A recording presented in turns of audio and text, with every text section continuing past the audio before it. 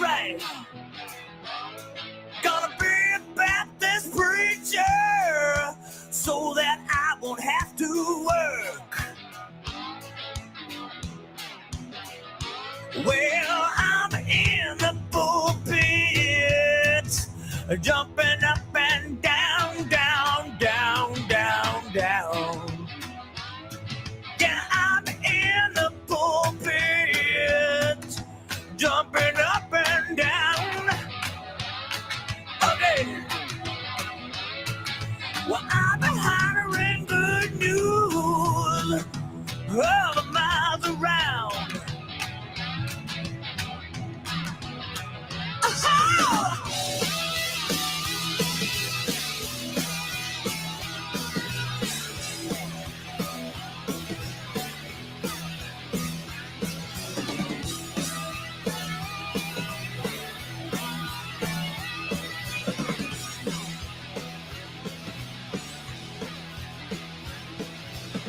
My sister jumped up now, ooh, she began to grin. Yeah, she did. Well, my sister jumped up, ooh, she began to grin. She said, good Lord have mercy, please forgive me for my sins. Forgive me now, please, please, please. Oh, oh, oh.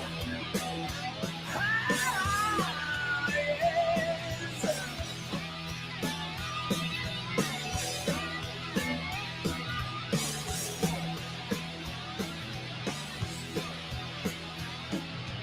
Let me religion. Gonna join the Baptist church.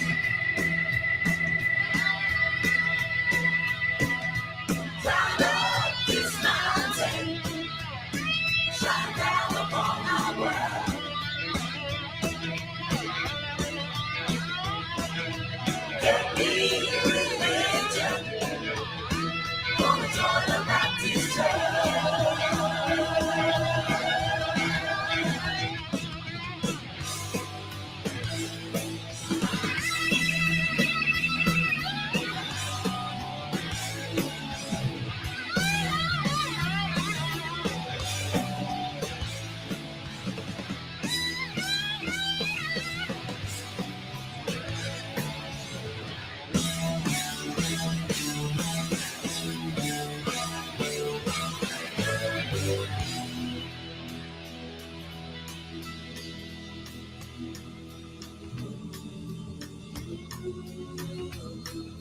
Now we're gonna lift it up. Good evening. Welcome to Finnegan's. Oh, we're back. We're We're back. back So in the bar. We're back in the bar. Nice to be here again. Oh, it's always good, isn't it? Always good. Always good. Always enjoy it. We've got a great night lined up. We have. We've got our mate Wayne Clarke in for the evening. We're Easy. introduced. Yeah. Oh, there he is. Yeah, He's keen. There he is. Hello. Hello. I'm Go keen on, to give him say a wave. Hello, Give him a wave. everyone. There's Wayne. Yeah. Hi, Tom. Wait. Hi, Alan. Yeah. Hello, mate. I'm so pleased that Wayne was willing to come and hang out with us tonight, Yeah, all the way from. All the way from Gorton on the other side of Manchester. Well, you're trying to make it not sound like Manchester, but it is Manchester, isn't it? Yeah, Gorton. Gorton is the far side of Manchester, like the dark side of the moon. It's the dark side of Manchester. Okay. Yeah. Very good. Gorton is to Manchester what Netherton is to Merseyside, really. Okay. Oh, okay. Yeah, it's a good On the place. edge. I don't know if that's a good people. compliment. Oh, Salt of the earth. geographically. He's just Not, rescued not, it there, just, did he? not just geographically, but socially as well. Rescued it very there at the good last people, minute. yeah. He didn't did. Very good. Yeah. So good. Yeah. Well, welcome to Finnegan's for the evening. Let us know what you're drinking. Evening, Debbie. Evening, Ray. Nice to have you with us. Welcome to all of our listeners who are listening live, those who are listening back to it again. Just to say, What? we've had a couple of fire episodes recently. We have. Like, seriously good. Yeah. Yeah. Like- Which ones? Well, the Ask the Minister one, where we didn't have a guest. Yeah. Many people's favourite episode. Mainly because we couldn't get a guest. We couldn't get a guest. No one wants to come on, do they, Tom? Alan's in charge of booking. I am like, And so we didn't have a guest that week, but we did answer people's questions, and it went down a storm. I think we might do another one of them in the future. And the other one we had was Tim Coates last week. Tim Coates. That went down well because loads of his people watched. That's why it went down well. Hailing all the way from St. Helens. St. Helens. Yeah. And I think we're going to do Finnegan's on the road, aren't we? We are. We're doing Finnegan's on the road in the Mount Church, aren't we? So we're going to go and hang out over there. Is it a beer garden? Or is it... I think they've got a beer garden. I think it is a beer garden, isn't it? That's what he told us. Yeah. Anyway, but yeah. So we'll go and check that out. We'll check that out, yeah. But give this a little share right at the beginning. Wayne's going to be a top guest tonight. So if you're listening on YouTube, subscribe to the channel. Yeah. If you're watching on Facebook, give it a share. If you're listening on audio, give it a 5-star review. Yeah. Would you say 5? What you thought. 4.5. 4.5. If halves are possible. I don't even know if they are. But if not, just round it down to 4. I'm of that generation that I wouldn't even know how to do that, Tom. Yeah. So, what can you do? And the other one I want to point out, another episode. Which? Steve Legg's episode. Steve Legg, yeah. And if you don't remember Steve's episode or you've not seen it, and I shared a little post, basically an editorial that Steve had done in Sorted magazine in the latest edition. And when Steve came on the pod, he talked about his diagnosis of cancer and how he's been dealing with it. Yeah. And since, very sadly, the news has been he's terminal. He's terminally ill now, isn't it? And they're talking about just months to live. Yeah. And actually, I think he's actually lived a little bit longer than they said at this point. Amazing. So we're asking all of the nuggets at home to pray for Steve, pray for his family. Also, have a watch back to that episode because it just was. It is the number one listened to episode that we had. Yeah. Wow. Steve Legg. Is it? Honestly, what a guy! I didn't know that. Huh? He got Nigel Benn to dig his swimming pool in his garden, his fish pond in his garden, swimming pool. Sounds all grand, doesn't it? It does, His fish pond. Nigel Benn dug his fish pond. And Jose Mourinho gave him a gift to start Sorted magazine. I mean, what's going on? I know, it's mad. That's crap. And Wayne was on Radio Merseyside, so we're expecting some name dropping later. Yeah, we are. Yeah. I'll do my best.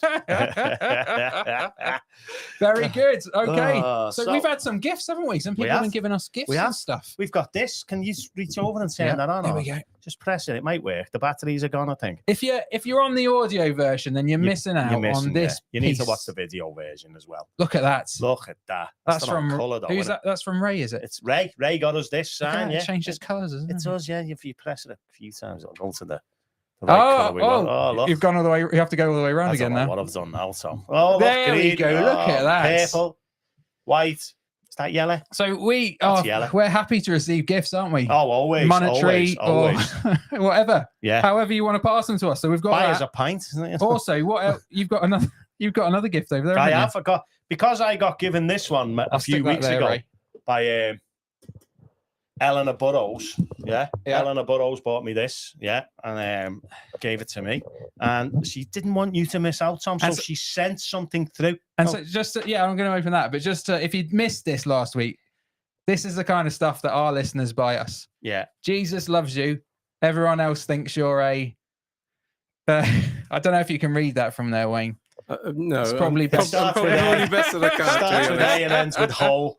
So perfect for Alan. Yeah, thank you. Eleanor. Thank you, Eleanor. We really appreciate that. And so Eleanor's brought me one. You one? Tom Grant, care of Wednesday night at Finnegan's. Hey Tom, didn't want you feeling left out, and it's a cheap ploy to get another name check. Let's see. I don't know what this is. If that's what you got, I can only imagine what mine's going to say. Yours got to be nicer than mine, hasn't it? Yeah. Jesus is coming. Look busy. Can you see that? That is ace. I love that. Yeah. Eleanor, thank you. You're a superstar. I'm glad that mine wasn't getting into me. Alan's well, it is because she's basically saying you're lazy. That's what she's saying. Oh yeah, I didn't pick up. She's having a go at you there, Thomas. Yeah. Jesus is coming. Look busy. That's good. That. Yeah. Very good. Yeah. So, okay. So what have you been up to? What have we been up to? Well, we had a baby shower in ours. You had a baby. What is a baby shower? This is one of these newfangled things. We didn't have them when I had kids. We've definitely gone all American, haven't we, in this country? And I don't know what's going on. I wasn't at it. No. I didn't realise you and Joyce could still have children. Is that? Can't even have sex with my children. What's he like? Sorry, Wayne. Yeah. Did you know the level of humour on this before you Oh, I come know on. what to expect. Okay, Yeah, that's all right then. That sounds. So it's my daughter, isn't it? I'm going to be Your a granddad. daughter Becky is But having a they baby. were going to have a hall, and then someone suggested we do it in our garden, Okay. which means loads of work for me. So basically, Alan basically sets up a massive marquee in the back garden, it's not don't the you? full marquee, that one. Oh, it's not the It's full still up because marquee. nobody came to help me take it down. No surprise there. No, He's got no surprise. No two surprise at all. son-in-laws. Yeah. One of them whose party Well, it was. one of them whose party it was, and the other one who probably won't help because it wasn't his party. Do you get what I mean? It's kind of that You're dynamic caught, going on. aren't you? You're caught in the You're middle. stuck, rock in a hard place. Yeah, so it's still up. Yeah. But they were here. They had a singer, fella come called Sean, someone. When the Finnegans do a party, they party. It's not like ever like a small one. No. Well, it started at 1 o'clock on in the Sunday, morning. in the afternoon, and it finished at 2 o'clock at night.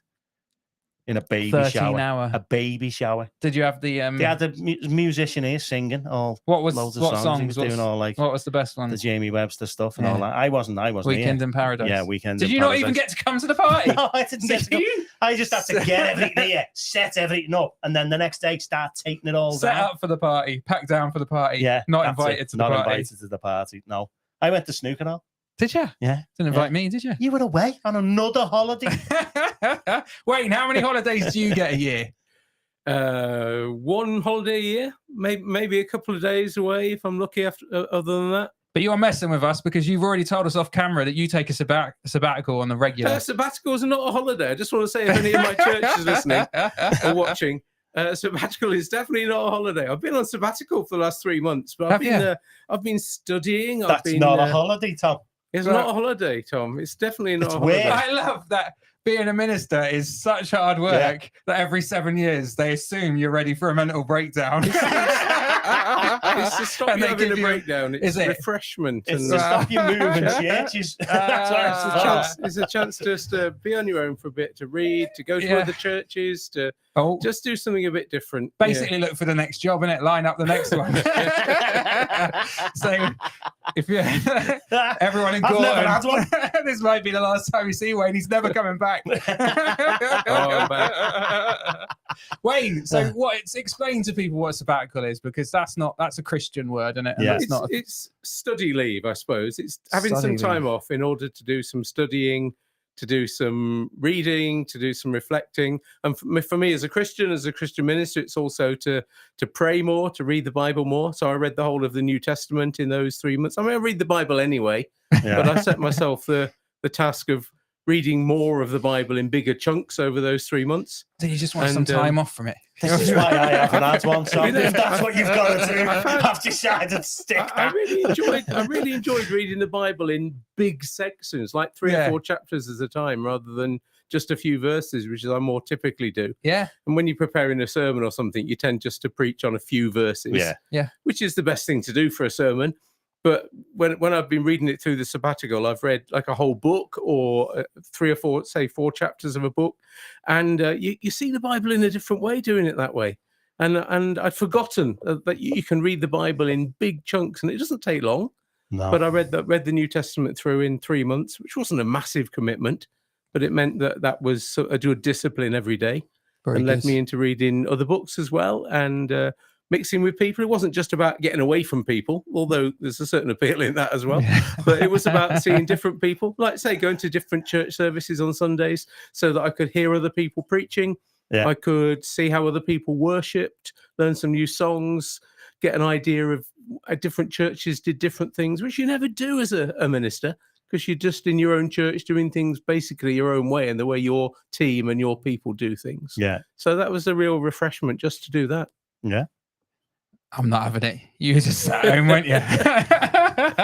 In your pajamas on a Sunday morning, loving life. Undies.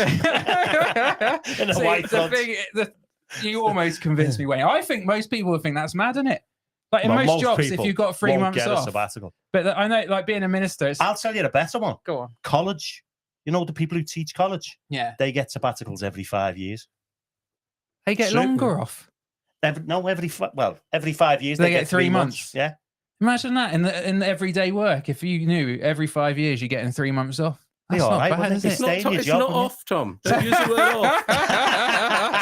stop saying I was off. 3 months holiday. I was just This working Wayne, differently. He was on a Caribbean cruise for you 3 look months. refreshed, Wayne. does. You look better He than I've does. ever seen you. I don't know if we'd say that as an insult. What do I normally look like? Well, yeah. It's been good. Our producer's in, Wayne, all the way from Germany. All right. Yeah. He What's doesn't he come saying? anymore, but still haven't forgotten about you all. September the 17th, I'll be back. It's been fun here. Funny I'll be that. glad to be back. I'm on holiday then. Oh, I see it, Jack. I see you. So Jack, our producer, he loved this so much he moved to Germany. Yeah. Yeah. That's the level of commitment. That's the isn't it? level of We've commitment. And so now I've got to push the buttons. You have got to push the But you know, the buttons. amazing thing about me, Wayne, is I remember to push the buttons just like that. Push the button. Who sang that? I can't remember. You don't remember who sang that? No. I've been to see him recently. Who was it? Sugar Babes. Was it? You Yeah. haven't been to see I've the just Sugar seen Babes. the Sugar Oh, Babes. shut up. You haven't been I to have. see the Sugar Babes. Are you familiar with the work of the Sugar Babes, Wayne? Yeah. Yeah. Amongst others. Yeah. They're I'm great. not, except for that one song, Push the button. which I didn't I'm even know was pushing there. the You're buttons. pushing the button, aren't Shall I you? tell you what? Also, Alan's the baby shower. Oh, the baby shower, yeah. We got some gifts, haven't we? Look what Alan got. The baby's got Alan's head. Look at that. My God, Poor Becky. Poor Becky. it's got your cheeks, your little rosy cheeks going on there. Hey. I'm Chaz's dad, and I'm maybe this baby's dad as well. Chaz has been in contact. Wayne, you might have some advice for Chaz. He wants to get into radio and Right. media. He wants to do sport. Why was he asking you then? Well, he knows I know people. Oh, is that what it was? Yeah. He knows I Okay, know people. Okay. Oh, here we go. Barbara, but do you know Crumpet Barbara? No. No. Oh, you might be I've familiar. heard her mentioned. Crumpet But I Barbara. don't know her. Hi to Wayne. He was great on Radio Merseyside and much missed. Thank you. There you go. So she knows you, Wayne. Did you get to know your listeners? How many listeners would have listened to you on Radio Merseyside? About 100,000. Yeah. 100,000. Yeah. And what did you talk And about? there's about 30 listening to this now. Yeah, and 100,000 on Radio Merseyside. What were you talking about, Wayne? We were showcasing what was going on in the churches. Nonsense. And no one will listen to this. No one And- listens to this, dude. Oh, go on, Wayne. Talking No, some very engaging interviews with lots of interesting people. and- you were very good on BBC Radio Merseyside, Wayne. Oh, thank you. How very do you good. know? You never listened to I it. did. I've You heard it. never. When did you leave Radio Merseyside? Oh, a long time ago. Yeah. How long? Wow. How many years? 11 years, 12 years ago. Yeah. Oh, you weren't yeah. even up here, I so you weren't listening to wasn't it. alive then. I thought I'd heard you, Wayne. I think I've heard you on something for sure. You've definitely got the voice. I've You know, done- that radio I've voice. done a few other things. Yeah. Yeah. Yeah. We'll Well, we're get going to into find out all about it that. We'll tonight. get into it, won't we? But 100,000 people. Yeah. 100,000. That was before bad, is it? Before what? TV. That's about the same as No. the people who listen to this, I think, isn't it? No way. If Not we get many. if we get Sorry, 100 100 Yeah. listeners All to right, this, okay. we'll be doing well. We'll I be think. doing well. We will. Although some of our reels have done well, so They have. some of them have done well. Alan's learning how to do the reels. So 5,000 odd on Yeah. one, 12 on another. 12 or 12,000. Yeah, that's us. That's good for us. That Isn't it? is good. I'd That say is good. 12,000. Yeah. That's good. I got an alert this week saying about one on music. That's how I knew. What, YouTube was taking it down No, for inoffensive comments? no. I think we've lost most of them followers now. So Okay. what do you think? Yeah, I think so. Yeah, I think so. So, Very good. yeah. Well, so you had the baby shower. We had the baby shower, yeah, and that was at the singer was Boss, yeah. But some led to believe something up with my mic, isn't it? Yeah. It keeps going on and off. I'll stop touching it then. Yeah, that'd be good. Yeah. No, so that was all right. Yeah, I got back here; it was still in full swing, you know. Yeah, so And we had a film night at the church. yeah. How did that go? That was cracking. What We was- showed Ralph's Gone Wrong. Who? Ralph's gone wrong. Ron's gone wrong. Ron's gone wrong. You're about to get very familiar with animations. Granddad Ron's gone wrong. is an animation. Yeah. Yeah, well, I assumed that. Yeah. Yeah. You're going to get very Otherwise, familiar. it's a totally different film. Emma's watching all the way from a quick hello from Switzerland. That means she's out doing something better. Yeah, And she's of not course she watching is. this. Yeah, she But was. she's gone all the way to Switzerland to get away from me. And I don't know if she's coming Unless back. She's still keeping an eye on you. making sure. Yeah. Right? Making sure you're actually here. Yeah. Yeah, I'm going to Finnegan's bar tonight. Yeah. Oh, yeah, I'll make sure. She Oh, could shit. quite possibly be thinking, he's there. Where are the kids? Yeah, this could be a pre-record, though, couldn't it? This could be. She wouldn't know. The kids are actually in Alan's lounge. Yeah, watching TV. Something on the television. Yeah. Anything. Tom just said, just sit there and shut up. Don't move. So, yeah, the film tonight was good, yeah? It was great. Ron's gone wrong. Ron's gone We're wrong. going to do that again at the church. Okay. Yeah. Yeah. I don't know. Do you have to have any sort of license to show films, Wayne? I have no comment. We've got one. I don't want to be complicit in your wrongdoing. We've got one, I think. CLCI one. Yeah, one that of them. sounds all right. Says something about films on it. CC. There's a video CCLI, license. is it? Yeah, there is a video CCLI. license, isn't it? Does that cover CCLI it? video license. Yeah, and it's covers not... you for some films, but not all films, not Yeah. all the film distributors. Ron's gone buy wrong, into all it. right. That's But I it. expect people who are looking after this know what they're doing. Yeah, I think so. Yeah, I think so. we what does we do? Yeah. No. Nah, you broke the law. Yeah. Let's just own it. Right. Right. Oh, I've got a What? holiday who's. It Oh, feels yeah. like we're a little bit What? all over the place tonight, but that's okay. Give us the holiday who's theme tune. It's holiday hooves. That didn't work. Wayne, it did. Okay. Wayne, we accidentally started asking people to send pictures of their feet Right. into the podcast. We didn't accidentally. He did. And he didn't know it was a thing. Yeah. So he's now getting people posting pictures of their feet to him all the time. Like all day. And so every this day. is Debbie's feet. Pontins, Southport.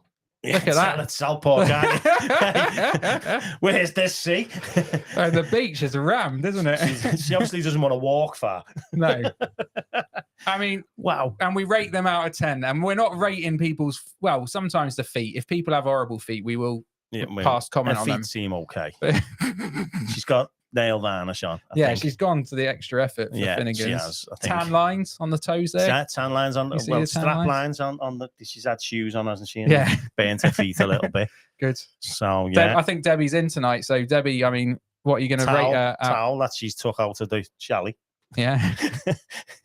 So yeah. What would you No give that? sunbed though. No, some straight on that Straight on the sand. and that doesn't look comfy. No, looks a bit hard. And where are the doesn't it? kids? Are they like in the ocean, Debbie? What's going on here? Yeah, the kids are like down. See them little dots further down there? Yeah. That's the kids. Yeah. What we okay? So what are you going to give that out of 10? I'm giving. I'll give it a 7. 7. Yeah, feeling generous. So. Southport 7. I know, but she's made the best of Southport She there, has. hasn't she? I mean, that looked all right considering it was Southport. We've had pictures in the Caribbean. You give them like 5.5. That is 7 in Southport. 7 in Southport. Southport's Very nice. good. I like Southport. I think we're going Don't to have you? to stop that. Holiday Hooves. The holiday. I think we will. I think it's gone a bit weird. So I think if anyone at work finds my phone, it's rammed full of feet pics, basically.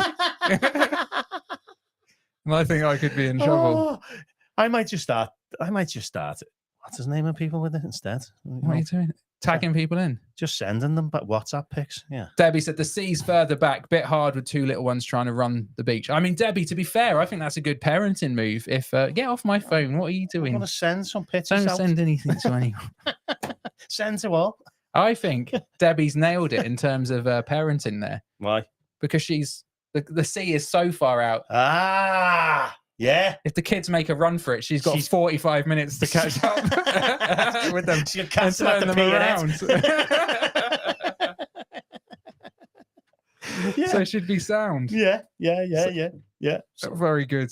Aurora was next to her and Brianna was in the buggy. oh, She didn't just abandon them. No, we know that. We know. Oh, that. and one last piece of exciting What? news before we get stuck into interview. our Yeah, interview with yeah. Wayne. Next week Oh, is a special type of night in Finnegan's. we're changing the place, aren't we? We're becoming Finnegan's Bar and Grill. Steak night. Steak at Finnegan's next week. Steak night. Now So, you're jealous, what- aren't you? We're going to be having steak. They won't buy us a pint, but someone's coming and cooking us steak. We've got our mate Gav, Yeah. a Gav the chef. Proper one. proper one, Not like you. coming Ding, down pizzas, to cook us steaks. steaks. And what's the He accompaniment? said Thai salad. So I'm not eating that bit, but I'll eat the steak. Does that mean, is that like the bit of garnish that goes on top of the steak that It you must be push the to bit that one goes side? next to it. I don't know. I Wait, mean, you're cultured, Wayne. Would you say have you had a Thai salad before? What have you? Probably got peanuts in it. Ah, Thai food's big on peanuts, isn't yeah, it? I like peanuts. I've got none. Yeah, I actually. fancy a No, Thai you salad. haven't. You liar. Not a great salad eater, but No, No, not well, myself. If bit it's bit of salad, bit of lettuce and some peanuts and some. Yeah. I reckon you'll like it. you're 'Cause selling it to me, sounds good. Wayne. It's like a peanutty sauce and it's nice. Oh, I like the satay thing. Yeah, Yeah. it's that. Yeah, so nice. I reckon it'll be sound. Gav, we're Gav. looking forward to it. Oh, can't wait. Very good. Can't wait. Yeah. So yeah. Let us welcome into the bar with a round of applause. Officially, Mr. Wayne Clarke. Mr. Wayne Clarke, Reverend Wayne Clarke. And he's been very gracious to come and appear tonight Yeah. because he's used to audiences much bigger Yeah. than our audience. But Yeah. we appreciate you, Wayne. Oh, So it's good to be with driving you. all the way over from Manchester to come and be with us tonight. He is. Good man. Yeah. Tell And us. he brought us a present, he- but he we'll brought get, us- should we get to that a we'll bit get later? to that. We'll get to a that. bit We will later. get to that. Okay. So, go on. Wayne, tell us a little bit about yourself, mate. Just a little bit. Yeah, Yeah, I'm we're a minister of a church in Manchester. Been in Manchester for coming up 6 years now, I suppose, five or 6 years. Do you Yeah. ever get used to it? Yeah, I'm happy there. My wife was born in Manchester, so it was pretty much going home for her. Oh, nice. I love being my time. I was in Liverpool for 20 years and loved Liverpool. And Whereabouts in Liverpool were you? We were in Mossley Hill, Allerton area, you know what? Penny Lane area. I got married in Mossley Hill. Did you? Yeah, lived off Rose Not Lane. to Emma. Someone No, else. in Mossley Hill. Oh. No, sorry, go on. Rose Lane. Yeah, off Rose Lane is where we lived, and I was pastor of the church in Dovedale Road, Dovedale Baptist Church. So I was there for nearly 20 years. At the same time as doing a few other jobs, but for most of that time, I was also working at BBC Radio Merseyside, as you've already said. Yeah. And that became my main, my main paid employment anyway, for most of the time I was in Liverpool. Was the radio? The radio was the paid employment, sorry. Yeah. Amazing. Through most of the time. I mean, I started off on the radio as a volunteer. A guy called Steve Williams, my predecessor, some people will remember, who was an Anglican vicar, who was doing the Sunday morning program when I arrived, and I joined him as a volunteer. Used to do some reporting and editing and writing and other things with Steve. Good guy Steve was. And then and I was working full-time in the church at Dovedale. But my church was always a pretty small church and struggled to pay me full-time because, as you know, in Baptist churches, you can only pay your minister if you've got the money to do it. So one week, my church secretary came to me and said, we love having you here. We want you as our minister, but we're not sure we can carry on paying you full-time. Is there any way you could go part-time? I thought, how am I going to do that? Got children to support and all the rest, but when maybe you're the having Lord that will chat provide. with me, like, And then This is our way of doing it, Wayne. is this our way of Yeah, telling me? Wayne, interesting you should say that because we've got a similar situation. The same week, well, the Lord provides. Just the same week, Steve Williams at Radio Merseyside came to me and said, Wayne, I've got something to tell you.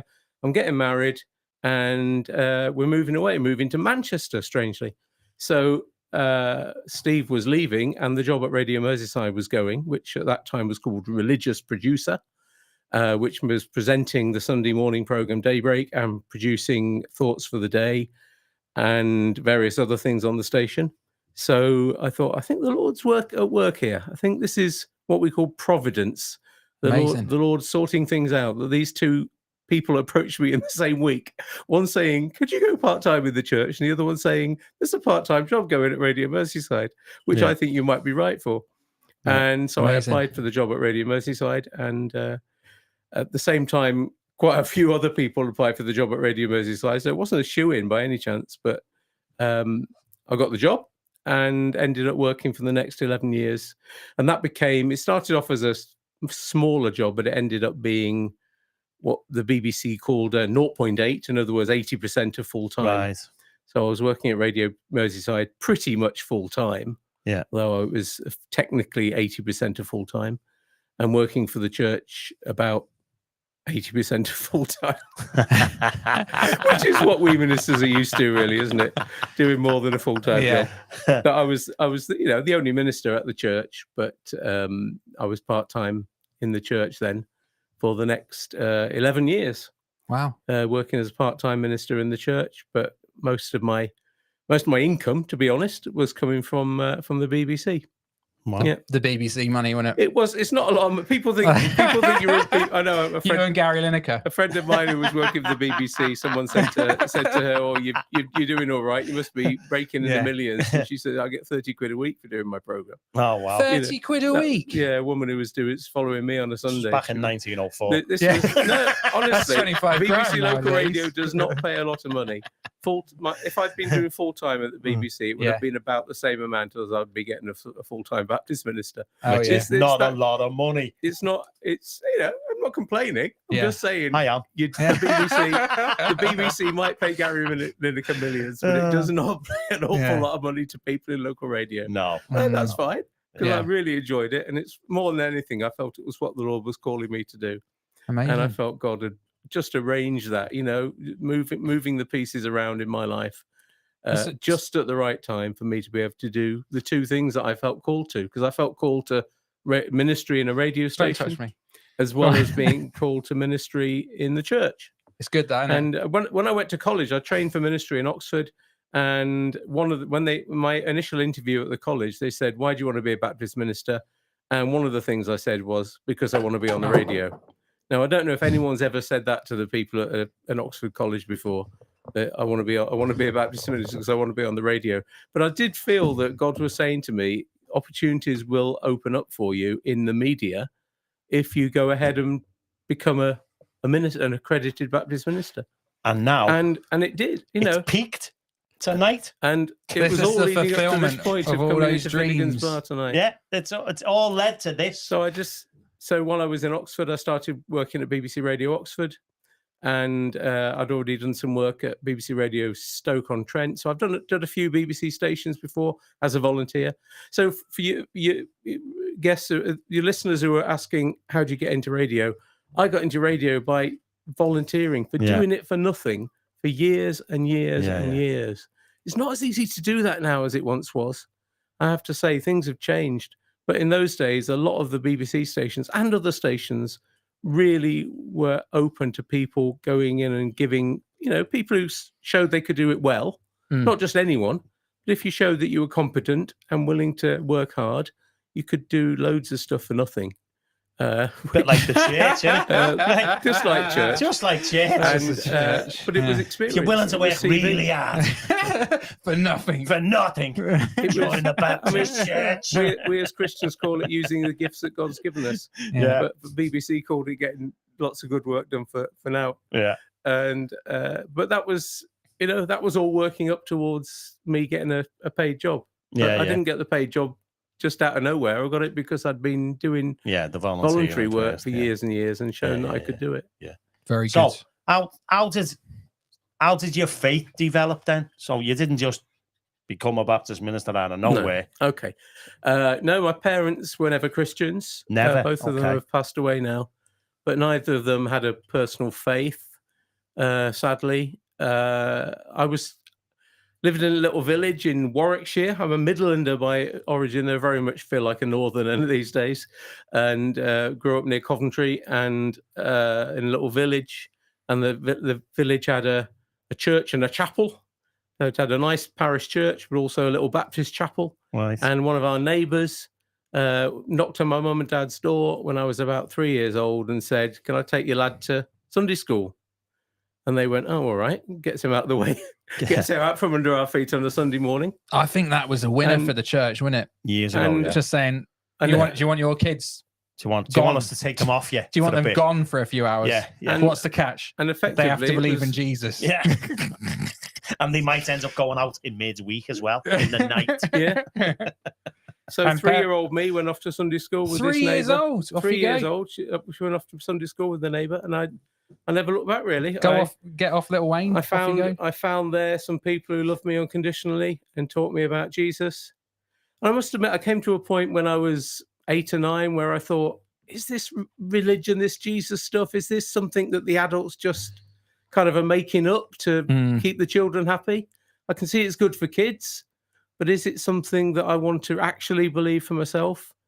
And I thought, I think it's real, And I remember when I was taking my 11 plus, which was an exam you used to take to get into grammar school rather than go to secondary modern school. I've never heard of that before, but I'm guessing Alan failed it.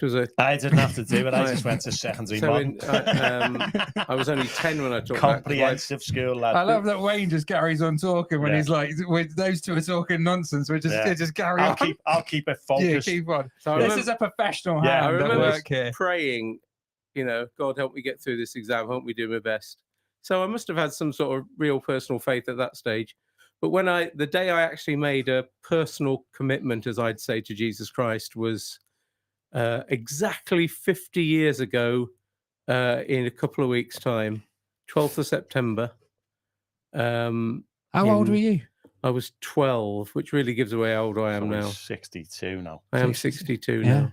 Yeah, there you go. Can't believe I'm 62. So for you, that was at 12, you were like... 12 years old, I was taken along to my Sunday school teachers who were fantastic people, only 10 years older than me, so they were only in their 20s. And they took me along to this musical called Come Together, which was written by Jimmy and Carol Owens at Coventry Cathedral, proper Coventry Cathedral. Is that the one that got bombed out? It was, one was bombed out and they built this really new modern building next to it. Oh, yeah. So the bombed out one is still there as a kind of memorial to peace. And there's a brand new 20th century building next to it. So they left the ones there that got bombed out. They've left there as like a memorial. Say to the war. Don't do this to us again, eh? Yeah. Like our own bombs out here. Look what you did to the church. Don't do this again. Yeah. Yeah, we've got a bombed out church as well. Yeah, I do know. You don't know. Has Manchester got a bombed out church? No idea. Don't think so. They've got a steeple just in the middle of the road. Oh yeah. Yeah. At the end of the M6. You know better than me. Yeah. Yeah. Got a big steeple just there, haven't they? I don't know. It was obviously a church there. And it's gone, but the steeple's there. Nicked it, didn't they? They must have. Didn't just rob the roof, the lead off the roof. They robbed the lot. Sorry, Wayne. Probably a this scout. Come Together meeting, the lead singer, who was also kind of the evangelist, the speaker, was a guy that you're too young, Tom, but some people will know this name. His name was Pat Boone. Now, Pat Boone was too young to know him. He's kind of the American Cliff Richard. He was the big singer of his day, a massive name in pop music. So what, the equivalent of like who nowadays? Robbie Williams, maybe. You know, that kind of. Who's Robbie Williams? Oh, shut up, you. He was the equivalent of I forgot the Sugar Babes. Sugar Babes. Push the button for me going. And it was him who made this big appeal, and he said, look, if there's anyone who hasn't made a personal commitment to Jesus Christ, I want you to get out your seat and come forward now. And there was me at 12 years old. And do you know what I did? I stayed in my seat. Did you? Because I just couldn't. I was too embarrassed to get up in front of all my mates and go to the front. Yeah. But something happened inside me that day. Inside me, I said to God, yeah, I want to make a personal commitment to Jesus Christ, to follow him as a personal savior. And yeah, I'm willing to do what he wants me to do. Take whatever you want me to do.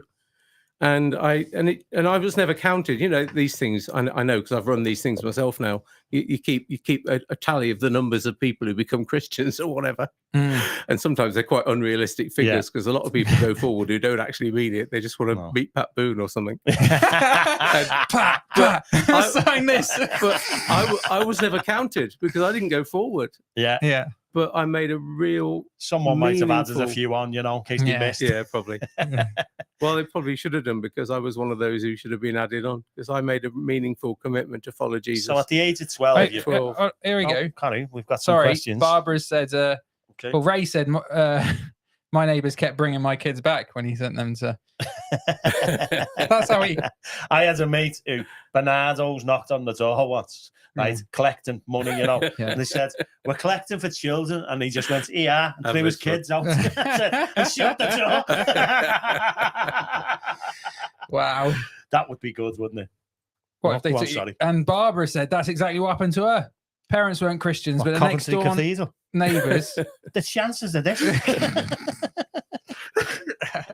Stop it, you.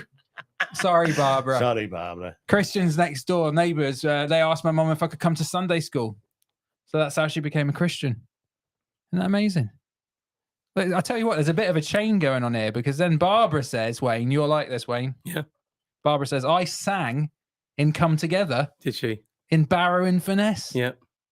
It was a tour, as a national tour in 73 when they went round all the country, Pat Boone and Jimmy and Carol Owens and their daughter Jamie Owens. I wonder if Barbara had a bit of a crush on Pat Boone. I think old she Booney. did. They wherever they went, they got together local choirs.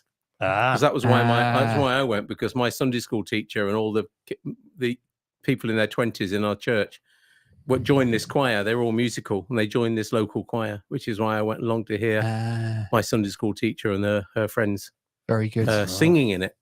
I didn't know what it was about, or who these other people were at all. No. So you go from...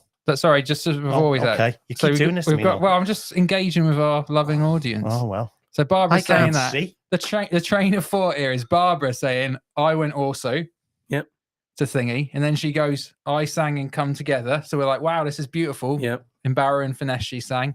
And then Ray's just said, my stepfather and a lot of my relatives are in Barrow and Finesse. It's like the connection. Where could we go next? Linky! Pat Boone!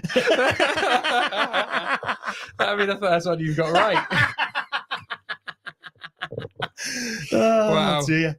Oh, here we go. Randy says, Dad has Pat Boone records. Yep. See? Tom Jennings. Tom Jennings. Crack them out. Yeah. We're at them this Sunday. Yeah. Instead of I Sing Worship. I Sing Worship. Pat Boone. Pat Boone. Is he still alive, Pat? Don't know. Don't think so. Don't know. I'm not sure. Wouldn't know. He had a bit of a revival about, I suppose that would have been in the 90s. He got into heavy metal. He did a heavy metal album. Pat Boone never got into heavy metal. He did a heavy metal album, which shocked some of his fans. That's him trying to keep relevant, isn't it, as a Christian? Being like, it's like when Alan wears skinny jeans. It's like when your boss was doing Jumping in the House of God. I don't know whether he's still with us or not. Great song. I think we can all be in agreement about that. Oh, yeah. Someone Google Pat Boone. Yeah. Let us know what Pat's up to now. Yeah, if he's alive. Come through his heavy metal Might face. Might be watching. Probably. You never know. That's it. Goes far and wide. This people in Australia watching. If he pops up and people says, in Switzerland watching. if she's not watching anymore, she's probably gone out. Yeah. If it pops up and Pat Boone is friends with Ray's family in Barrow and Finesse, we're finished. We're stopped there. We've that's it. The pod's over. Yeah. So how did you then, Wayne? Go four times I tried to ask that question. Yeah, I'm listening to Tom now. I'm not listening to you. Wayne, what really intrigued me as you were talking, right? And I thought, I'll log that and I'll come back to it in a second. Yeah. How do you, 3 years old, dragged along to church? Yeah. 12 years old, bombs out cathedral, Pat Boone. Yeah. The Spirit moved. Yeah. Made a response. Yeah. How do you end up becoming a Baptist minister? Yeah. Why? How does that happen? Why and how? Because I mean, that's some would say like a 12-year-old making a decision, like you said, some 12-year-olds that, then or whatever might have made. For you, that decision obviously made such a significant difference to your life that you thought, want to go and be a minister. Obviously, the sabbaticals sound good, but there's some drawbacks to being a minister. And they pay about the same as the BBC. But how did you end up being a minister? I'm just intrigued by it. Yeah. My church encouraged me into leadership. When I was 13, I was asked to lead worship. 13? I had 2 ministers as I was growing up in that church, both of them women. Now, there's a bit of a debate about women ministers.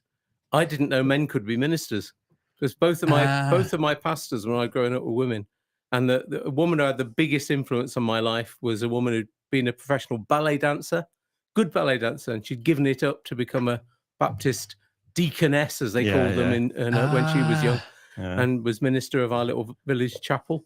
That's a great, isn't that, from the ballet to the ministry? That's cool. One morning when I was 13, I arrived at church, and she said she called me up to the front. We had a pulpit in those days. Yeah. She called me into the pulpit, and she said, "Come on, Wayne, you lead this service." And so I did. It was a small That's a bit chapel. like you and me every week.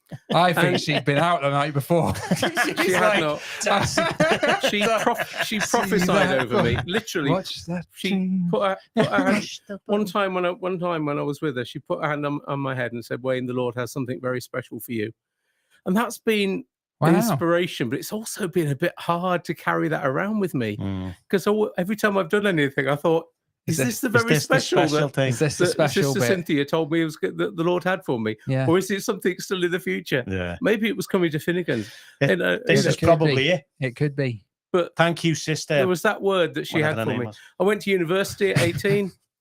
First in my family to go, very much a working class family with no expectations. I was the first one in my family for Like your generations family, to go so. to university. But thankfully, I got the opportunity to do it. What did you study? Studied English and philosophy. Loved it. I love reading. I could never get my head out of a book.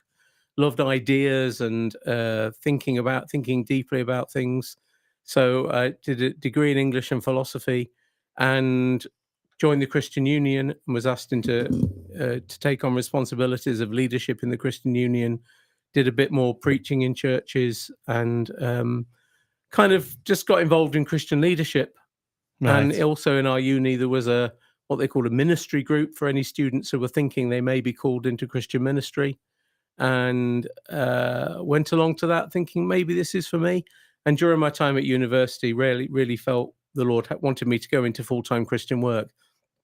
I was also getting into radio and involved in a student radio station. And I went to, I thought what the Lord wants me to do is to go to be a full-time Christian radio station as a sort of leader and preacher on the radio.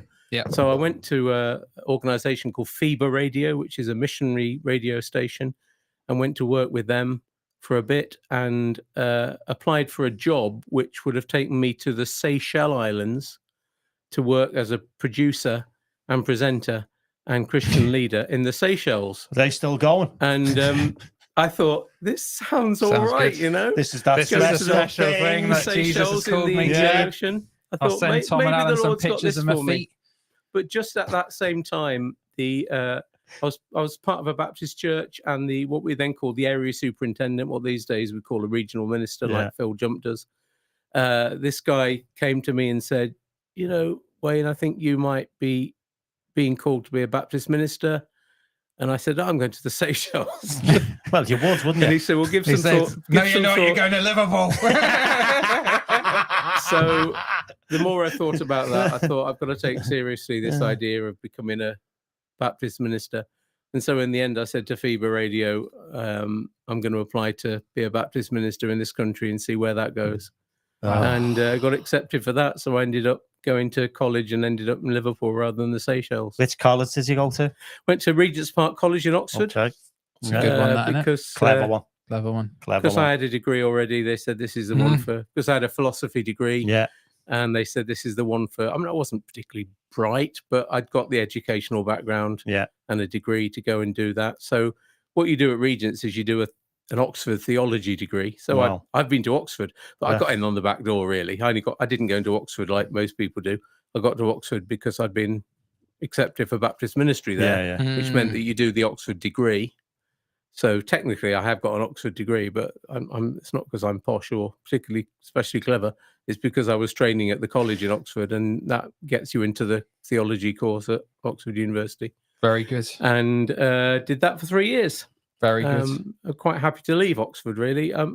College is a great place, but I didn't enjoy being in the ivory towers and the poshness of Oxford. Really didn't enjoy that. Felt more wanted to be with ordinary people. It's very nice, isn't it? Place it's nice. to live. I'm glad I was there for 3 years. It's nice. Yeah, nothing. I don't want to put the place down. No, it's a Good lovely place. But I was also really ready to leave when it came time to finish the course, and wanted to go north rather than stay anywhere. Really. And then went straight to Liverpool?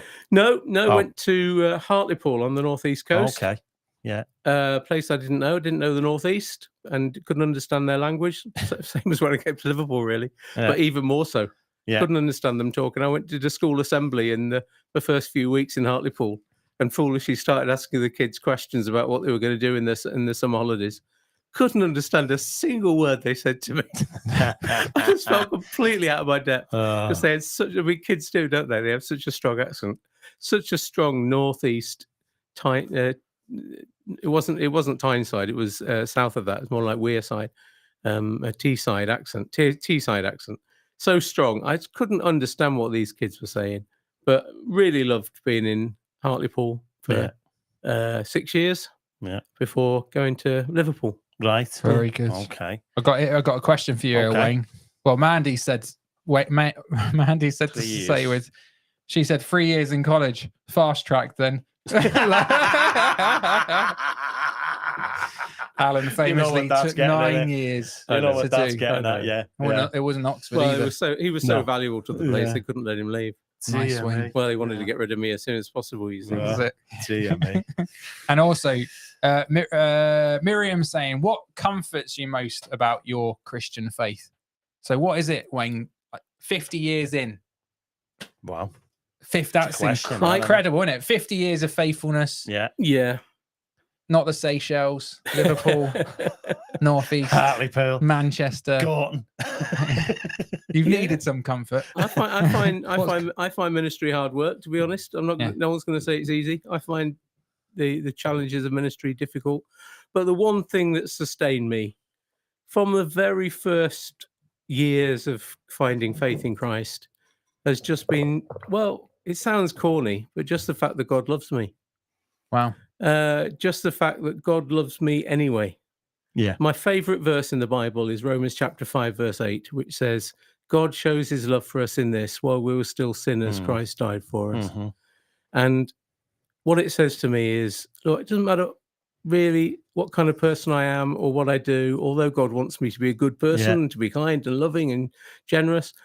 What really matters, first and foremost, beyond anything else, is that God loves me. I read a book when I was a teenager called The Father Heart of God, written by an American with a great name. His name's Floyd McClung. Yeah. And, that is a good name. I think he's died recently as well. Yeah, he'd been working in the red light district in Amsterdam and done some fantastic work, just loving people. I've read that book as well. You've not read that. You don't read books. Well, sorry. And this Floyd McClung, Pat Boone. Pat Boone.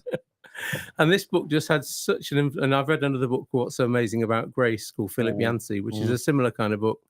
And both those books just underline again and again, God loves you anyway. Yeah. Whoever you are, whatever you do, that God loves you, which is what's driven me to work in poorer areas. I wouldn't want to work in the south of England. I'm not saying, I'm generalizing, because a lot of the south of England has its problems and has its poverty.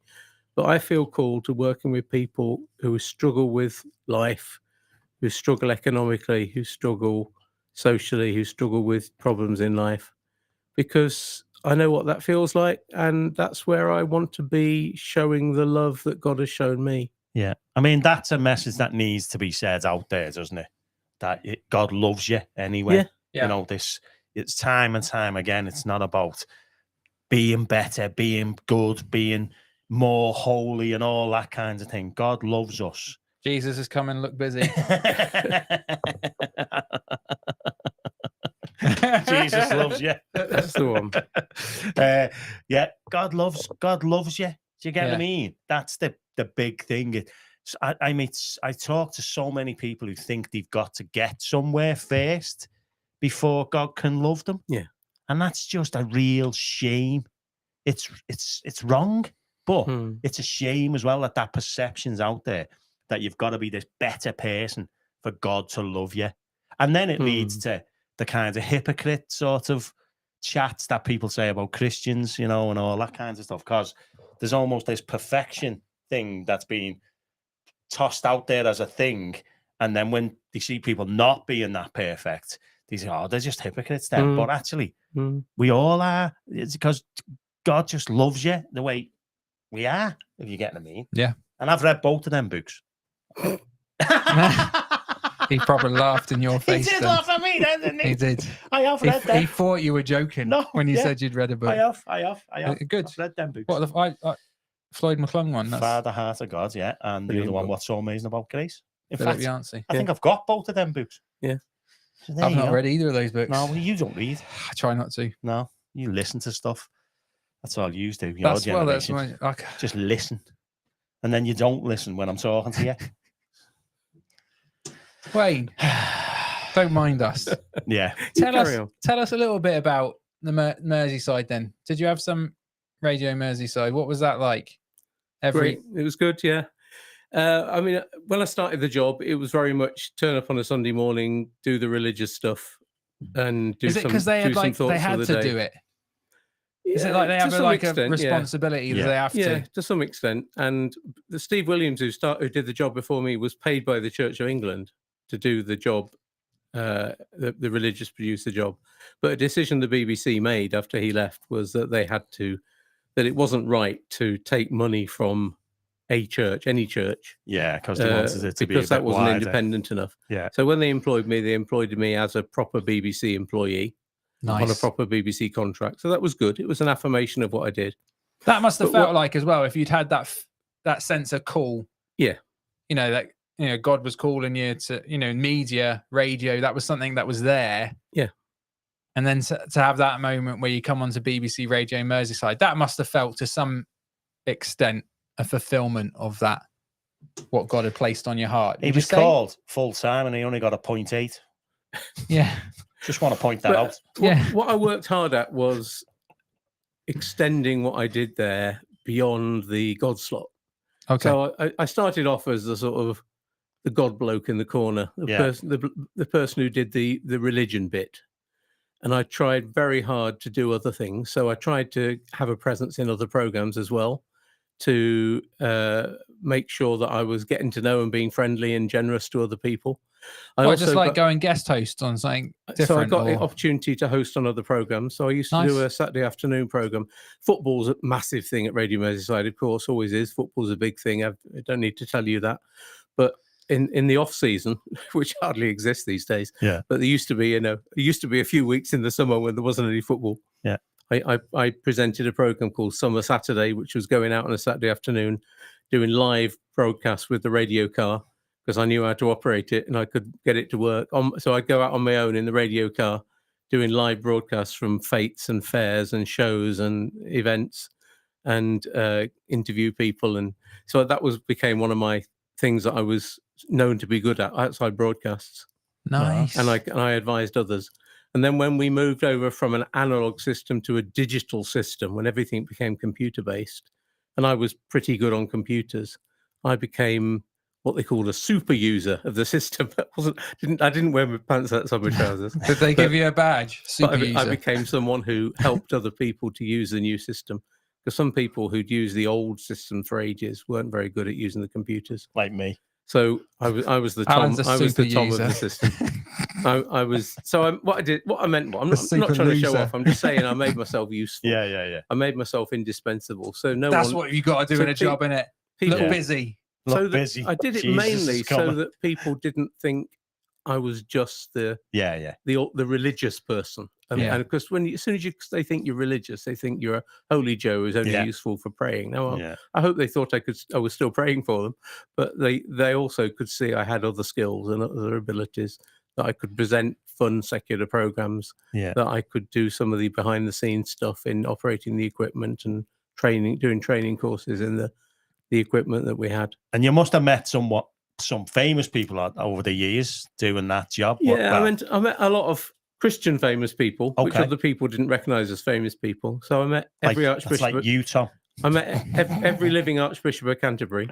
Yeah. I mean, the current archbishop of Canterbury, Justin Welby, came into Liverpool to be dean of Liverpool Cathedral. Oh, that's right, didn't he? And the day he moved into his house in the precincts of the cathedral a couple of weeks before his wife and family arrived. I built a road into there. And I helped him move in. Loads of potholes.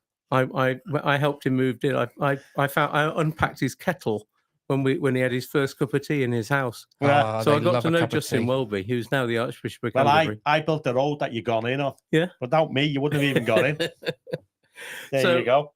I knew loads of people in the Christian world, so a lot of Christian singers and people like, I don't know. Pat Boone I never met again. No, Pat Boone. He went back to America. Go on, who's a Christian? I don't know. People like Stuart Townend and Keith Getty and some of these people. In Christ alone. Christians will say, but when you say to people, I met these people, most ordinary person in the street will go, who? Never heard of them. So, but I did meet a few properly famous people as well. But you do, but you don't. You mustn't. You have to. Like who? Come on. He's got a story later, hasn't he, that he's going to say. There's a singer that many of your older lady listeners will swoon over, which Barbara. Donny Osmond. Donny Osmond. Donny Osmond of the Osmonds. The Osmonds. Donny He was the best one, wasn't he, Donny? He's the nicest looking one, Donny I think. came into Radio Merseyside. Jimmy was the one who sang, I'll be your long-haired love the family. That was a little brother, Jimmy. Yeah. Was he from Liverpool? No. Why is he saying I'll be a long-haired lover from Liverpool? I have no idea. What's he saying about that? And he was about 12. Was he? It was all a Did bit he have weird. long hair? Yeah, a little bit. It was the youngest ever #1 single. Was it? At the time. Was it Jimmy? Little Jimmy Osmond, as he was known at the time. Yeah. Anyway, Donny came into the studio. Did he? In the week of Children in Need. And at the time I was in charge of Children in Need at Radio Merseyside in terms of all the production and everything we were putting on air. And one of my jobs was to get people to say who they are and why you should support Children in Need. I think this was the Tuesday of Children in Need week that was happening on the Friday at the end of the week. And so I went up to Donny Osmond and I said to Donny, will you do something for us? Who's this guy, you know? And I said, Donny, will you? I went up with my microphone and little portable recorder and said, Donny, will you say, this is Donny Osmond supporting Children in Need in Merseyside? Yeah. And he said to me, children what? What's Children in Need? I said, oh, it's the BBC's charity for kids. It's a good thing. And he was there with his manager, I suppose he must have been. He was like his minder who was with him. And he looked across and this minder sort of nodded and said, yeah, do it.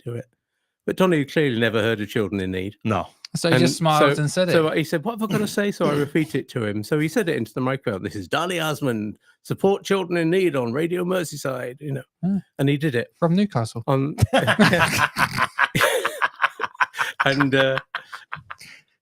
then on the Friday, on Children in Need night on the telly, Terry Wogan was introducing Children in Need on the telly like he did. Yeah. And he said, here's our special guest on Children in Need today. It's Donny Osmond.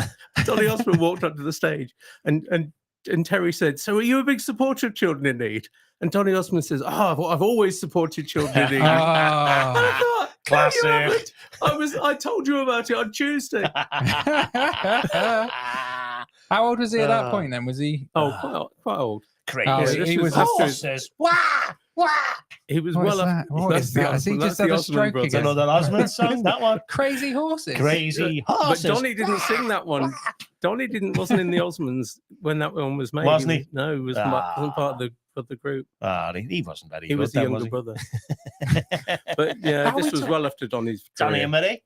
They still look as young as they did. Donny and Marie. And Mary. Marie was the sister. Yeah, they still look young now. They're about 86. It's the Botox. Yeah, no, I think they stuck the facelifting. They stuck it all back. They just tie a man bun at the back there. It pulls it all back. Mine's tight. To be honest, that's very tight. Yeah, I'm fine. How's you doing? There's not much I can do with this, is there? Wayne looks great. Is that sabbatical? It looks great on him. Mine's good, isn't it? That's what I need, a sabbatical. That's what I need. Don't start that. I need a sabbatical. I need 3 months where I read. What was it? Pray, read. You won't read. You don't like praying. Visit somewhere else. You don't like people. Get out my pajamas. That type of thing, wasn't it? I can't remember. But how many years have you been minister? 16. 17. 16. Yeah. But you work at the core of the pace of most ministers. So 20 years, you'll get one. Well, I'll take that. I get one in 4 years. Yeah. Yeah. Barbara again. Wayne did a quiz called Solomon's Quest. That was a long time ago, Bob. That was before I was presenting Daybreak. Was it? And when I was doing things as a volunteer before I was presenting Daybreak, Steve Williams said, should we do a quiz of some kind? And so I came up with this idea of doing a quiz called Solomon's Quest. And my mate Dave Bedford, who is now a Beatles expert, written loads of Beatles books. So you might have heard of Dave Bedford. Does he do a podcast? Yeah, he does the Beatles podcast.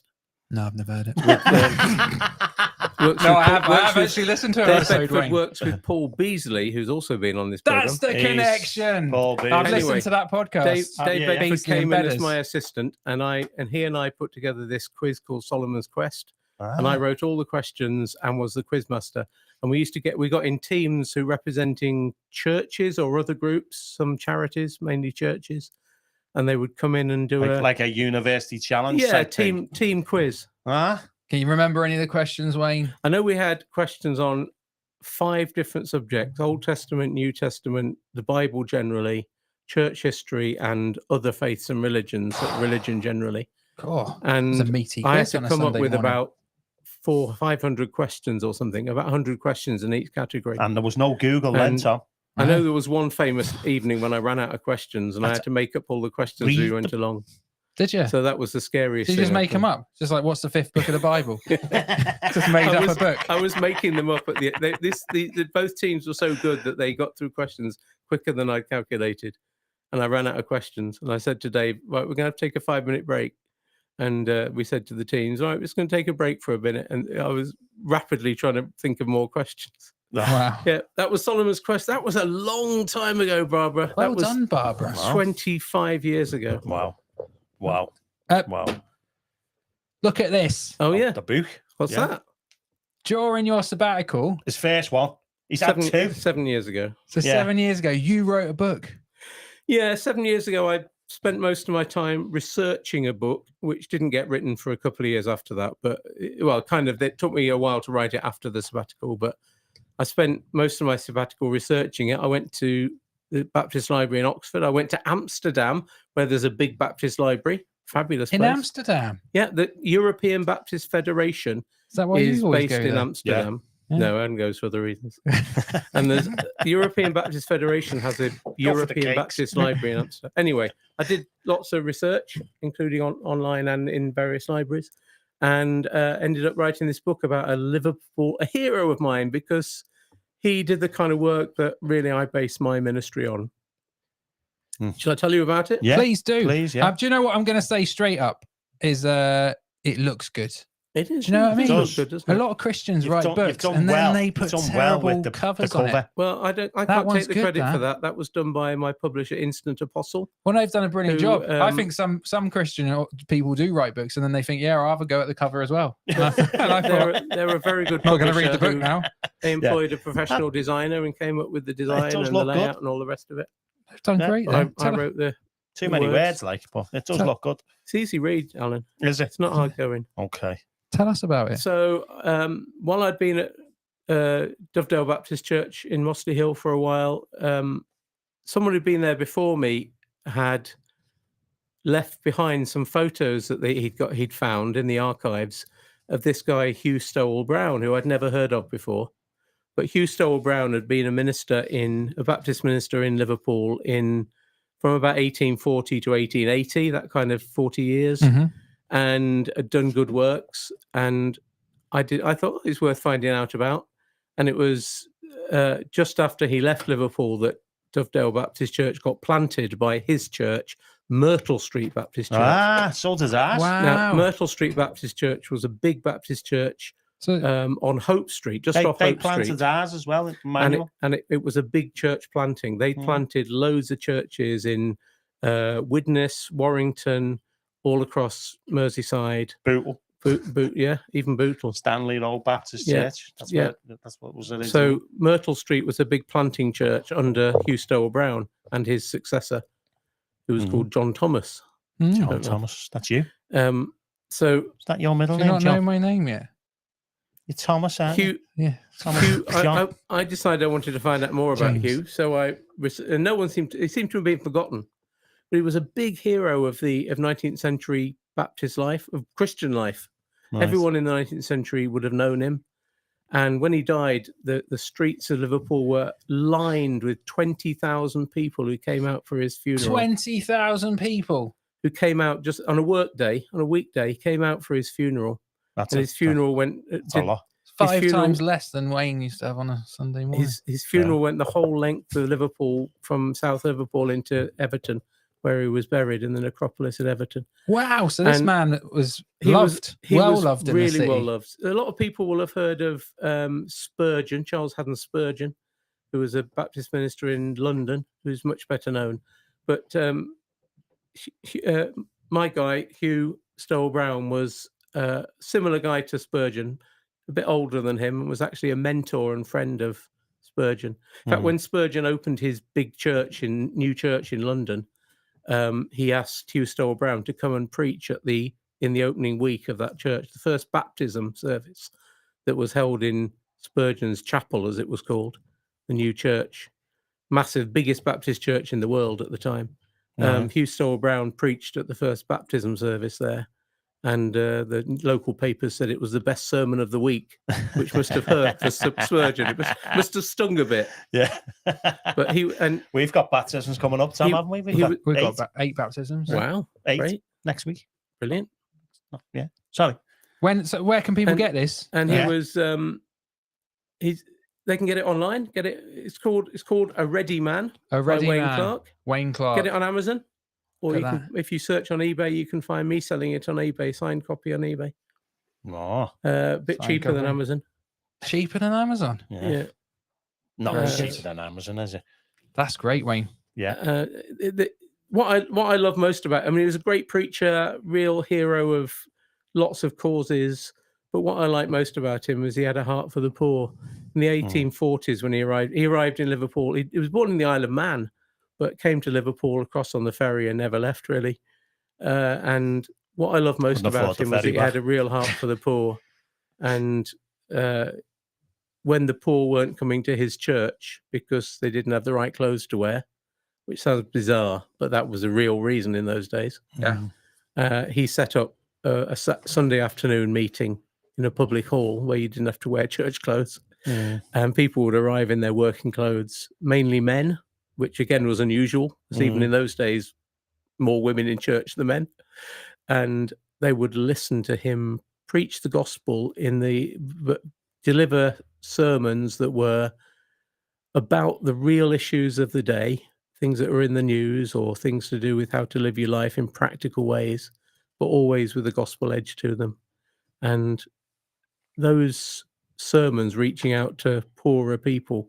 We wouldn't do it that way these days. No. Because times have changed. But for his day and age, it was revolutionary and such an example of how we need to go beyond the walls of the church to reach people who wouldn't come into church. Absolutely. So, another passion of yours, we know because we spoke to you earlier, right, is Christmas. And you've got a Merry Christmas to you too. Podcast. I ain't even doing this. Podcast. Can't even say I what it love is. Christmas. I read Christmas books all through the year.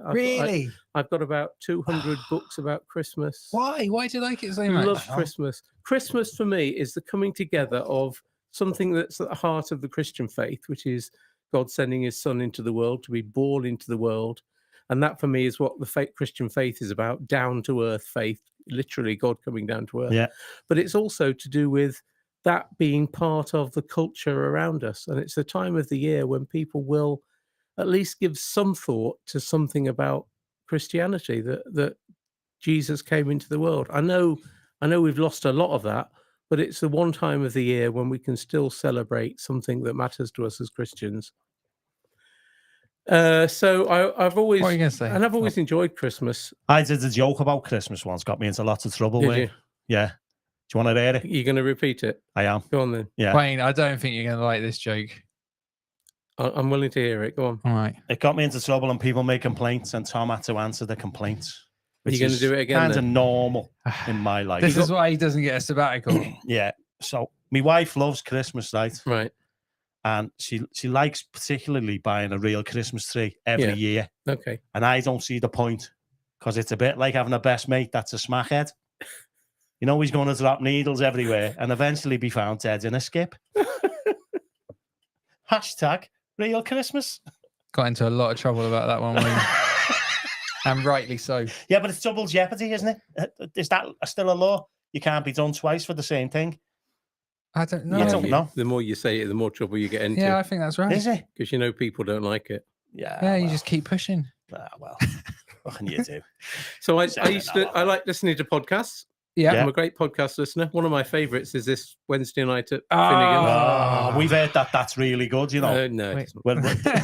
And, anyway, so I started listening to Christmas podcasts because I love Christmas and I love podcasts. And I thought I could do this. And a lot of the Christmas podcasts are great about celebrating Christmas, but they don't have a lot of Christian content. So I decided to do a podcast that was not preachy in any way, but had a decent amount of Christian gospel content alongside everything else. So it was saying Christmas is about Christian and secular culture traditions. What's it called, Wayne? It's called Christmas Alphabet. Okay. And the way I decided to do it was to make 26 episodes at first. Each episode starts with a letter of the alphabet. Nice. So in each letter of there's 26 letters in the alphabet, mate. You work that one out. Order. Each episode is just about things to do with Christmas, starting with that letter of the alphabet. Do people listen to Christmas podcasts in August? Yeah. So I released it throughout. I can feel a new direction coming out of this podcast. Through 2022, I did 26 episodes in 52 weeks, so one episode every 2 weeks. Because not only the 26 that's the alphabet, twice 26 is the number of weeks in a year. But that's like rain. You know, whenever if I go in September, and one of the shops has put something Christmassy up, that ruins my day. But it ruins your day. So if I'm hearing Christmas alphabet in July, I've got to tell you I'm fuming. Well, the thing about podcasts, Tom, is you don't have to listen to them. I know people don't listen to this. You don't have to listen to it. The other thing about it is it means once you get to December, you've got 26 episodes waiting for you to listen through December. One a day. The day after Christmas. The day after Christmas. Should have done 25. Yeah. Well, I missed out Zed then. I couldn't miss out Zed. What's your theme for Zed? What was your theme for Zed? Yeah. I did. I can't remember. Xenophobia. That's an X. That with an X. I know. That's why I said it. You didn't. You didn't. I did. I just said that's an X. X was easier than Z. X marks the spot. Because I did Xmas and the X Factor. X Factor Christmas singles. Writes itself. Z. I wonder what Z was. Zebras. Zionism. Christmas zebras. You can just put Christmas in front of everything. It's Christmassy then. Christmas xylophone. I think I was getting desperate when I got to Z. Another X. Some letters were easy. The weakness of the format was that there were some letters where there were loads and loads and loads and loads to say, and I had to miss things out. And there were some letters where because I had a song at the end of every episode as well. So I had to also find a song that started with that Christmas song. Oh Lord, I thought you sung a song every episode. No, I didn't sing it. I had a Christmas song that I played and talked about. Nice. At the end of every episode. Wayne, you're doing this right. Also fitted that letter of the alphabet. He knows what he's doing. He's not like you. You can still find it online. Christmas Alphabet Podcast. Christmas Alphabet. Wait till December though. Yeah. Start now. Don't you dare go now. Don't. If you start, well, not now, obviously, not until this is finished. Yeah. As soon as this is finished, subscribe to the Christmas Alphabet Podcast. November at the and earliest. You can start listening to it whenever you start feeling a little bit Christmassy. December 24th. Or you can wait till Advent Sunday, and then you can listen to A for Advent. And then you can get, by the time you get through to, the end of to Christmas, you've got a decent amount of time to listen to it. Then there you go. Apparently, they're very popular. I bet they are. Christmas podcasts. I bet Wayne's more popular than listen to it. Wednesday night. There's a lot of Christmas podcasts out there. Yeah. Here we go. My cousin started Christmas shopping in January. Yeah. Who's that? Debbie again. I normally start around June or July. Why? I go Christmas Eve, man's shopping day. He does. Christmas Eve is when he'll go for Joyce's present. It is like it normally backfired on me this year though. Really backfired on me this year. What did she get? I went to Strand. That was my big mistake. I went to Bootle Strand. I don't know whether you know, but there's not a lot in there anymore. It's not as good as it used to be.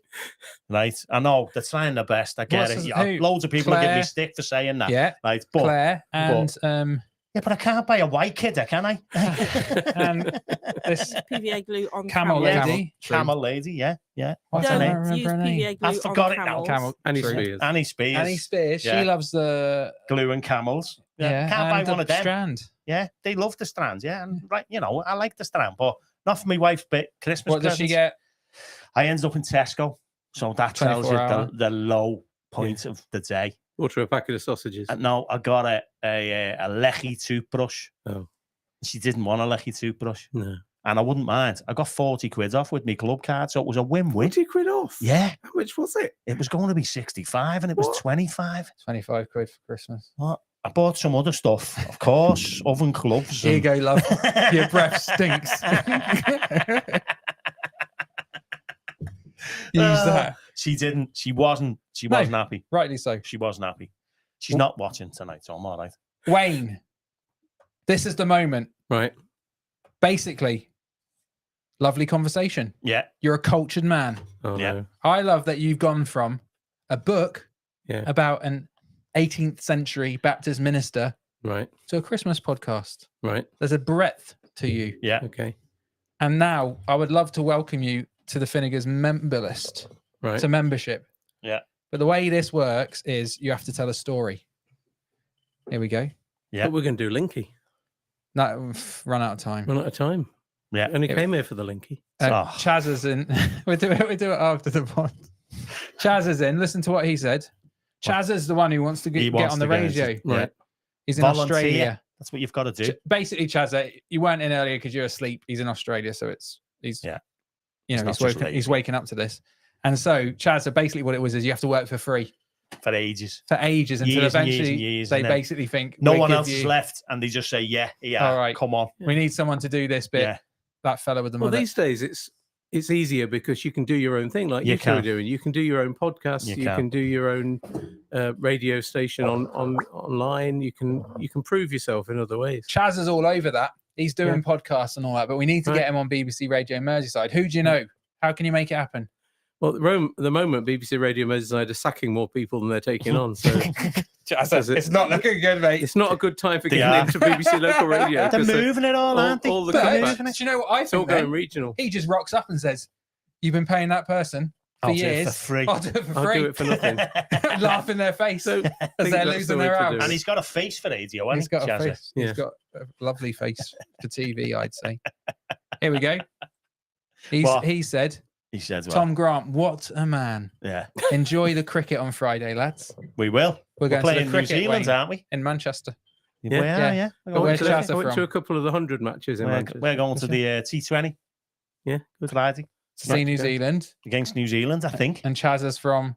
Australia. Yeah. I knew wow. that. I thought That's you were why he's going to thinking they're support from- us. Oh, okay. Sure. He'll Yeah. support us. I now, don't 'cause think the Australians like the Kiwis. I don't think they do. I think there's a I think they rivalry. must like us better than Kiwis. Yeah. Tell us, Let us Chaz. know. Us or the Kiwis? What is it? Come on. Yeah. Yeah. We want to know. What are you up? Ray Bywater's just said, hooray, no Linky. So I get messages all the week, people saying they don't want to No, do we should Linky. just do one then. Look, I've been going through the Linky packet that we've got Have at you? home, learning all the answers. I'll do one. Come on. Let's do Do you one. know what I was going to do, Wayne? Basically, because our listeners really struggle. What I are you brought- saying about our listeners? I'm saying they struggle What are you in saying more about our ways than listeners? some. Aye. Basically, I brought the kids' version of Linky called Dinky Linky. Linky. Tinky, I Linky. think if It I was getting you a present for Christmas, It's like wonky beginning donkey. with D, I would go for Dinky, Linky. the kids' version, right? Yeah, Dinky yeah, Linky. yeah. But other people, I'm going to give Wayne the adult version. Okay. Are you Yeah. ready, Wayne? Because you Oh, said go you've on been then. practicing and you've asked for this specifically. You have to play against me and everyone at home. Don't be picking an hard one because you know I won't get it. There we go. It's what he does. Is that what it is? Yeah. Is that why you don't get them, Alan? I Yeah. thought he was picking that random and you weren't getting them. No, he No, he picks picks the really hard hard ones. Is that ones. what it is? Okay, Oh, and hard listen. ones, so I don't I get them. understand now then. Oh wait, Shazza. We asked Shazza if he prefers Brits or Yeah, and what's he He say? says I don't like it either. Oh, wait, Jazza. You didn't say that when you were here, did you? I like the lads? Brits' humour and Kiwis speak too fast sometimes. Because of that, I'm backing the Brits. Oh. Yes, Jazza. Yes, Jazza. Yeah. Wayne, We've still got to get his mate the beer because you said we'd give him beer as a nugget of the week and you haven't sorted it. Chazza's mate. Yeah, off the podcast. Reedy. Oh yeah. Oh, yeah. Oh, yeah. Forgot about But that where one, does mate.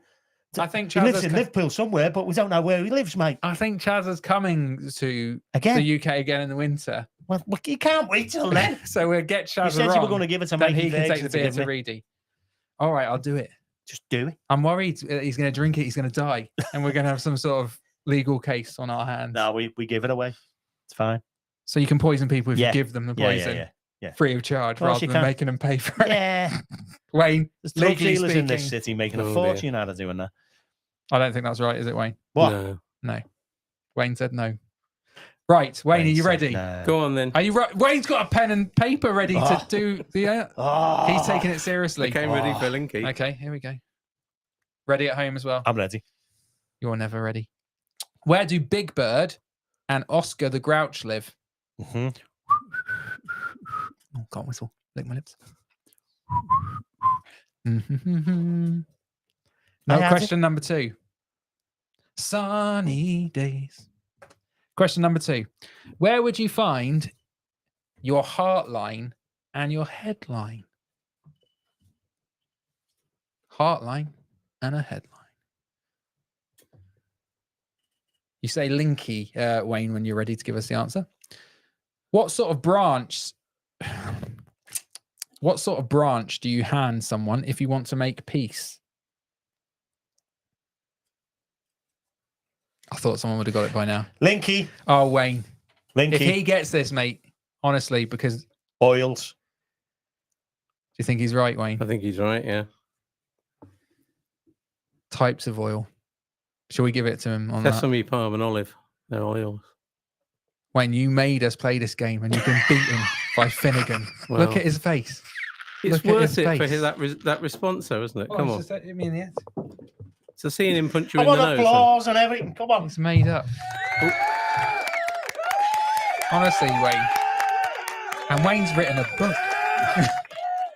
There I've you written go. all the answers down as well. I've fulfilled my... But, you know, That's it. We're not playing You're that again. special. Alan's just so good at this. Well done. Types of oil, yeah. Well done at home. Right, so this is the membership. moment. This is the moment for membership, Wayne. All right. So tell us a story. If it's a good one, Get him on the wall. get him on the wall, lads. Yeah. Up you go. Up on the wall. Where's the pen? Oh, we've lost the pen. Oh, no. It was there. We'll So I was find thinking it. about a couple Wait, of wait, wait, people. wait, wait, wait, wait. Oh, right. Easy. But if you don't get on the wall, You're bad, You're lad. Oh, I don't want to be Bad. bad. you don't want to be barred. No. Don't want to No. be bad. We'd never be able to speak to you again. Oh. And we've Get ready enjoyed to this. vote at On the home. other hand, perhaps being bad's not such a bad thing. It might be for you. You might think, yeah, I never want to come here again. So tell us a story, Wayne. Okay, a couple of stories about people we met in Radio Merseyside, particularly in the reception area, which is where everything happened. I remember one day I'd been sent down to meet Chris de Burr. Do you remember Chris de Burr? He had one big single, which was "Lady in Red," and I was Don't standing. pay the ferryman as well, though. I was. My turn to talk. Alan. Sorry. Do you know what? I was My sta- little note. Sorry, Wayne. You carry on, Tom. You carry on, Tom. Thank you. My little known fact about Chris de Burr, who I do know who he is actually. Yeah. Lady in Red. Your wedding song. He said that was about his wife. It wasn't. Mhm. He had another woman on the side Who lived in a red house. who loved red. Loved red. She's a Okay. Liverpool fan. She was, yeah. Sorry, Wayne. So my Chris de Burgh story is I'd been sent Didn't down even to acknowledge it, reception just to meet carried on. Chris de Burgh to take him to into a studio to be interviewed. Was And he I- on his own or was he with a woman in red? I was I was standing at a reception desk facing the front door and waiting for Chris de Burgh. We didn't know when he was coming. Sometime soon. And a colleague of mine walked up to me and said, "What are you doing down at reception?" And I said, "Oh, Chris de Burgh's supposed to be coming in sometime." And this bloke says to me, "Chris de Burgh," he says in a loud voice. "Oh, right. He only ever had one single, didn't he? Lady in Red. Never did anything else. I don't think much of him, really. He only ever did Lady in Red, didn't he?" And of course, what was happening behind him, as he was saying this, it was that Chris de Burgh was walking into the building and approaching him behind him and heard every word that this bloke said. Thankfully, it was not me who was saying these embarrassing things. And so I was able to say, "Oh, hello, Chris. You made it then." I mean, Don't Pay the Ferryman was a top song as well. How does that go? Oh, I can't sing But that one as well. Don't pay the ferryman, like bunking on. No, it's about death. Really. Oh, yeah, the ferryman. Yeah, So that's my yeah, Chris yeah. de Burgh story. But I'm going to No, tell but you. can I just dig a little deeper on that one? Yeah. What did Chris de Burgh do? Because at that point, do you just pretend that's not happened? If you're Chris de Burgh. If you're Chris de Burgh, do you pretend Or that's do you not go, happened, or do you go mental? How dare you? Yeah. He was very Don't pay good, the ferryman. very gracious about it. He'd Was he? obviously heard it. Yeah. And the guy who had said all these things turned round and walked away Sheepishly. shamefaced. Yeah.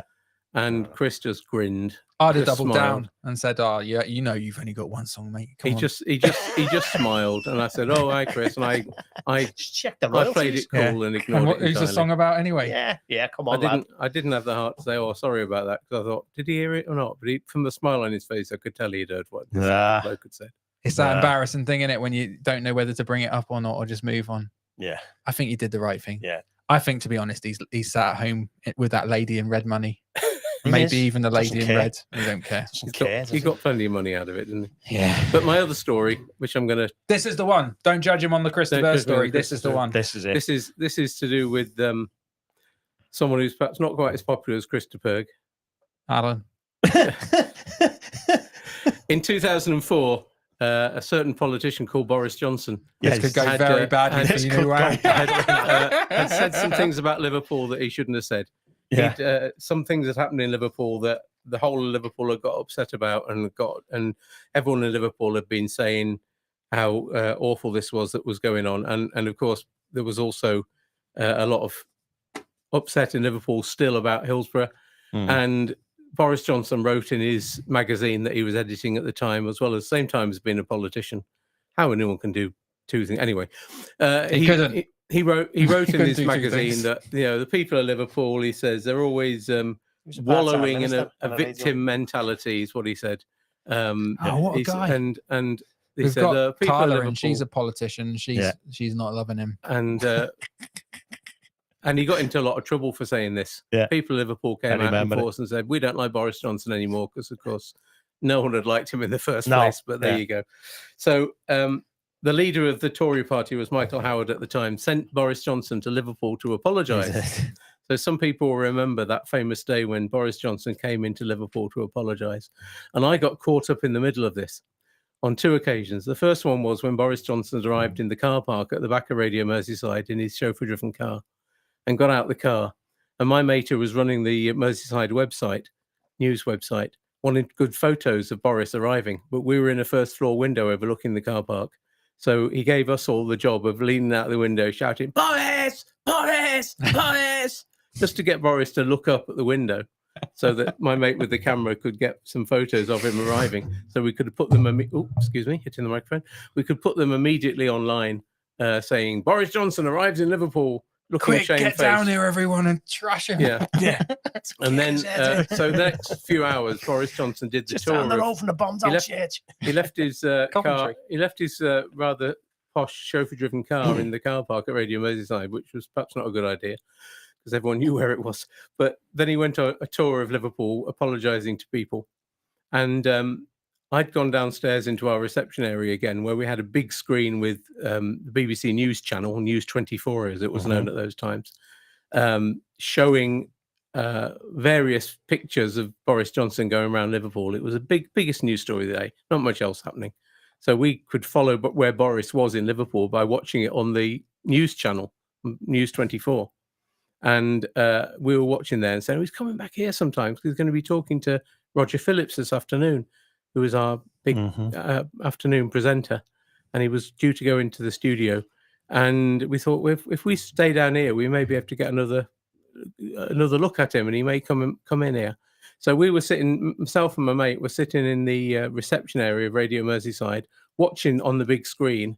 Then all of a sudden, Boris appeared, but he didn't just appear. He appeared followed by the camera crew of News 24. So at the same time as Boris appearing, we saw Boris appearing in real life and appearing on the big television screen in front of us. And then we realized we were on telly as well, me and my mate, who were sitting there to see what was going to happen. And there was Boris. And so we stood up to meet him, I suppose, to greet him. And we were live on News 24. And Boris was going, I'm terribly sorry, which he must have been saying to hundreds of people all the way across Liverpool throughout the whole of that day, because he'd been told to by his party chairman and leader. And so the most bizarre moment for me was seeing myself being apologised to on News 24 by Boris Johnson, who was making his way through Liverpool, being terribly apologetic. I can't say it helped my estimation, my opinion of him in any way, because he seemed to be a bit of a bumbling fool. Yeah. And the fact that he then later went on to be a prime minister was just absolutely extraordinary. But I don't think Liverpool's still forgiven him for that, for what he did, or for his attempts at apologising. I think becoming part of the news story was one of the most bizarre things that happened to me. You should. Have you got footage of that somewhere? No. Being personally apologised to by Boris Johnson. You're one of the few. You should imagine having that. I'm not sure he's ever apologised from that day. Let us know if Wayne can be in. Wayne has received a personal apology from Boris Johnson. Yes. Live on the news. Live on the news. So it might be in the archive somewhere. Not many people are getting that. Let us know what you think. Yeah. Here we go. Miriam said, on the wall, he's hilarious.